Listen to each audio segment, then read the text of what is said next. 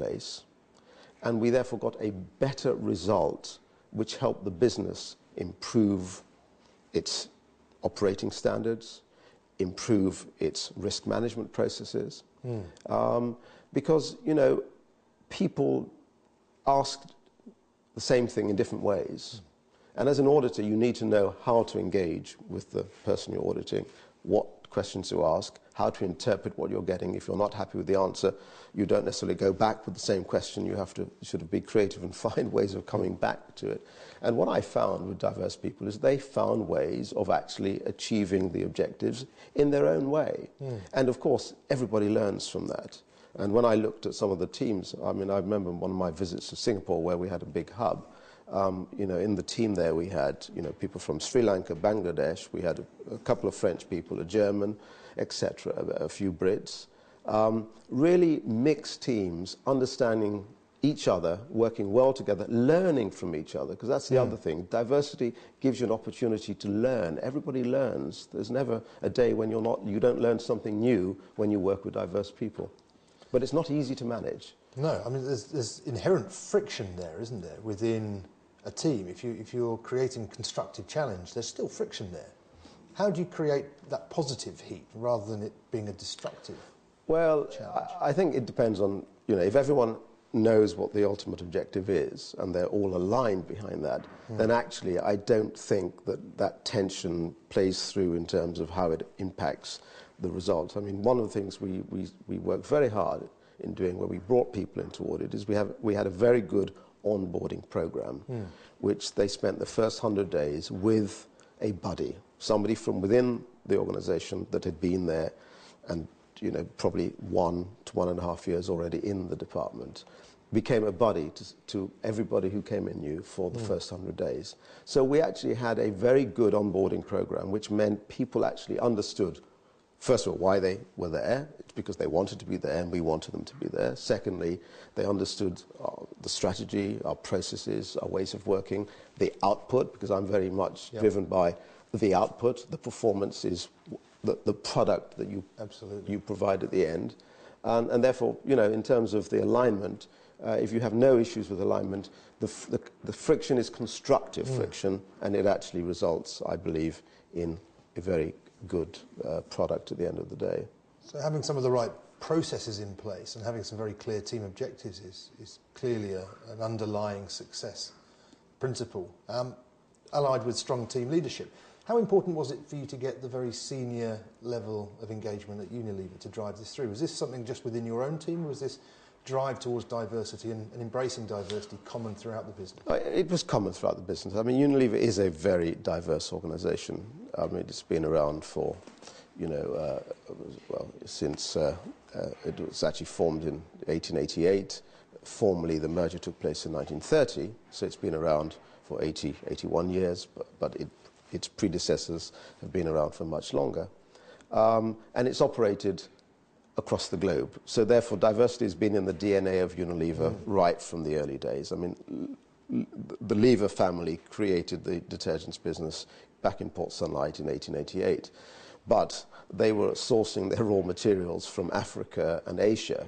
So therefore, they all were already exposed to having to deal with the diversity of the world at the time in very different conditions. There were no planes flying to those places. You had to get there by boat. It took you, weeks, if not months, to get there, etc.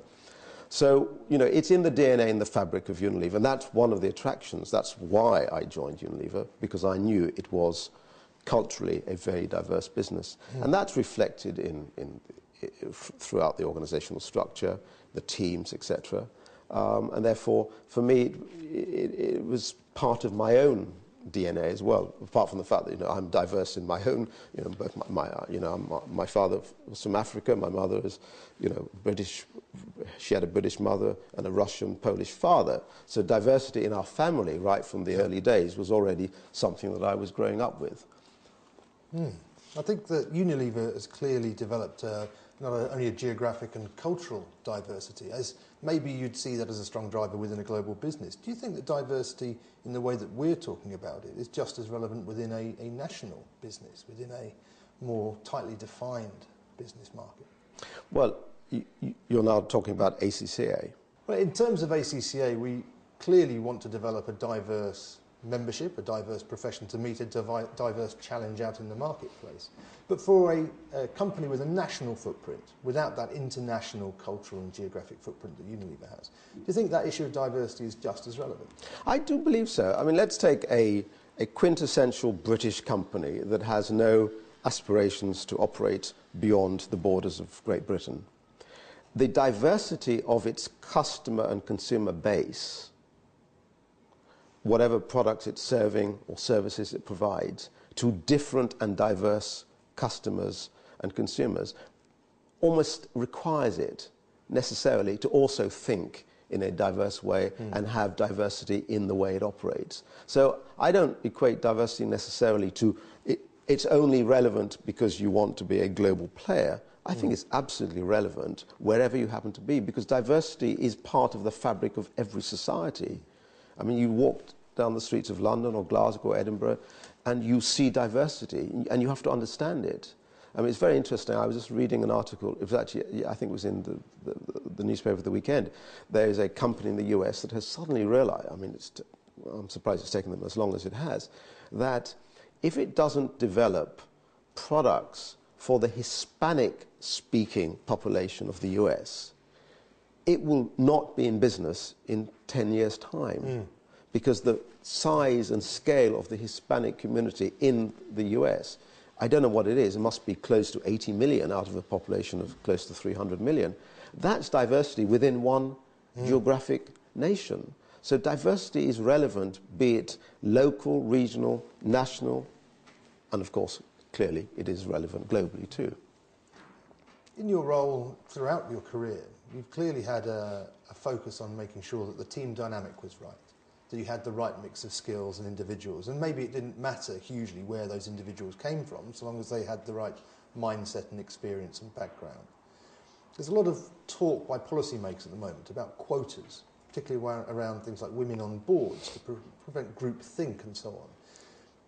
But your approach seems much more organic than that. What do you think is the right way to make sure that businesses that perhaps don't see the benefits of diversity now move towards a more diverse workforce? Well, I think, I mean, whilst I don't like the idea of enforced quotas, given that in many countries we've not really fully embraced the need, fully embraced the diversity, the gender diversity, I can understand why there is pressure to start to put targets. And I think targeting